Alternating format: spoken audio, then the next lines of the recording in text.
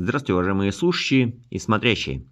И сегодня у нас на обзоре вечернее время, поздний час, Switch.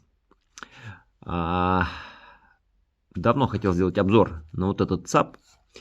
Это такой своего рода младший брат М8, без аккумулятора. То есть это вот просто ЦАП. Ключик, да, своего рода. Вход по USB-C, так сразу пократко по нему скажу. Здесь там регулировка громкости, соответственно, выход на наушники только 1 на 3,5. Здесь уровень шумоподавления, уровень громкости, мощности, да. И еще что по устройству сказать. Здесь вот есть фиксированная громкость и вариации, да. Это все приходится к вот этому. Это можно подключать какие-то колонки, да, какие-то студийные мониторы. И вообще само устройство по звуку, да, это громкость, соответственно, очень такое правильное, да, правильное. И действительно по звуку это какой-то вот больше профессиональной какой-то тематики. Хотел на 600 Sennheiser послушать, но 600 все-таки на 3,5, хотя здесь мощность он выдает достаточно прилично. То есть на 32 Ом у него 424 милливатта. Так, ну и да, еще да, модель, разумеется, DAC Port Pro. Стоимость 45 тысяч рублей. Сравнивал его по звуку с М8. Все-таки М8, конечно, в звуке такой более попсовый в хорошем смысле. Да. М8 по низким все-таки более выразителен. Здесь по низким он такой более сдержанный, да, что ли. По серединке очень схожи, но все-таки М8 больше разрешения дает. Ну, вообще М8, конечно, все-таки лучше. Да, тут чего уж греха таить, М8 лучше, но в пределах до 45 тысяч такое устройство, которое можно и колонкам подключить, да, соответственно, и наушники послушать, и при этом мощность достаточно приличная. Ну, там до 300 Ом он там, в общем-то, справится. То вот вариант я его всегда советовал. И вот решил сделать, да, более подробно. Ну вот, кратко по нему. А теперь комментарии. В общем, устройство мне понравилось, но особенности, ну, многие уже рассказал, но давайте подробно. Miles Days, Blue and Green. Контрабас хорошо артикулирован и массив есть. Труба настоящая, металлическая, яркая. Да, вообще, как бы, здесь часто такие будут положительные эпитеты.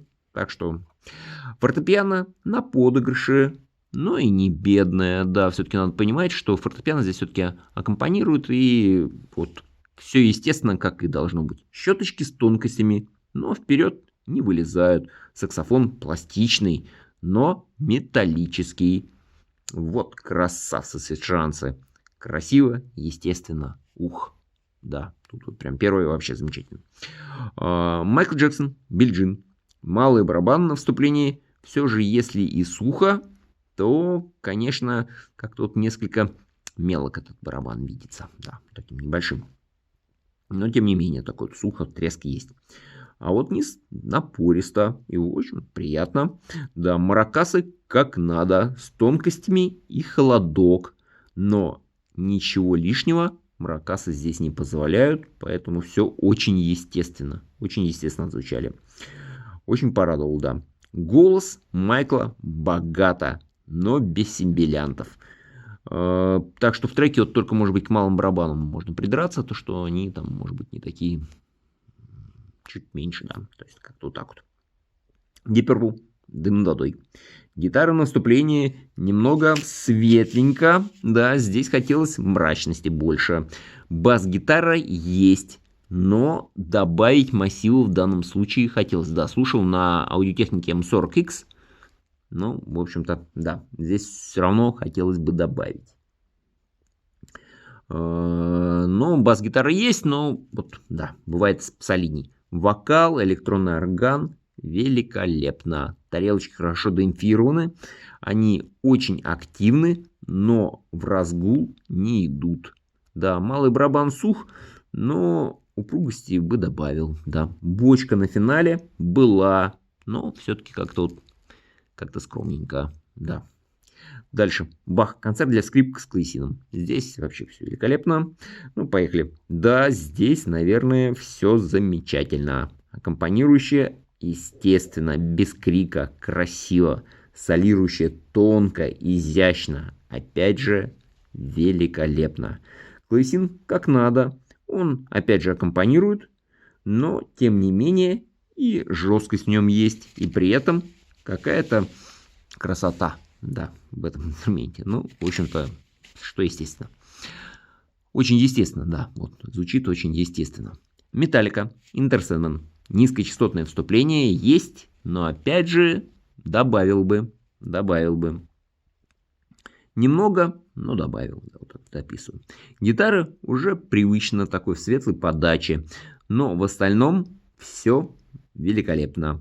Высокие активны, но хорошо задемпфированы. Голос очень эмоционален, поэтому и ухмылка, и диалог, опять же, на 5 с плюсом. Да, желающим прибавить по низким, может быть, все-таки вот не хватит, да, но... хотя низкие все-таки ЦАП не лишен, да, низких частот не лишен. Но в остальном великолепно и линейно. И богато отзвучал. Дальше. Massive Attack Protection. Электронный синтетический низ есть. Да, бывает тяжелей. Но и не потерялся. Вполне себе, да. А вот вокал богато, тонко, красиво. Естественно, опять же, вот как про скрипки, вот женский голос, конечно, замечательно. Высокие уже привычно явственны и естественны. Что еще нужно от высоких? В общем-то, правда. Грик в пещере горного короля. Вступление строго в паритете. И духовая струнная группа. И в подаче низкие частоты здесь не доминируют. Да, это, в общем-то, было все как-то ровно и чинно в данном случае. Высокочастотные звуки слышны, но, честно говоря, как тут они демпфируются, и вот эти вот шелесты, когда там партитуры они перебирают, как-то вот они немного отрывисто здесь прозвучали, да. Так, дальше. Пиццикато. На удивление, щелчок, если и был, то думал, будет звонче. Да, все-таки пиццикат настоящая, но здесь вот думаю, что будет он так прям звонко. Ну, ладно. В целом все равно щелчок был. Кульминация. Цельно и слышно все. Да, литавры доминируют, но не более, чем это было задумано композитором. Вот мастеру по литаврам надо медаль давать. С такой скоростью он отрабатывает. Да, там когда идет, то есть пик, да, то есть вот, ну это, то есть слышно, кстати, каждый удар, абсолютно ничего не сливается, при этом это касается литавр, это касается перкуссии, струнных, духовых, вообще великолепно. Но при этом все остальные инструменты очень разборчивы, даже намека на кашу нет. Ну вот, что сказать такое заключение. Ну, начнем как бы с низких, да, по низким. Вот для современных ритмов все-таки чуть-чуть, может быть, не додает.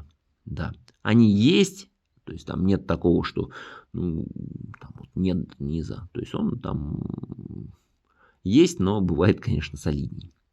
Что касается серединки. Серединка богатая, красивая, естественная.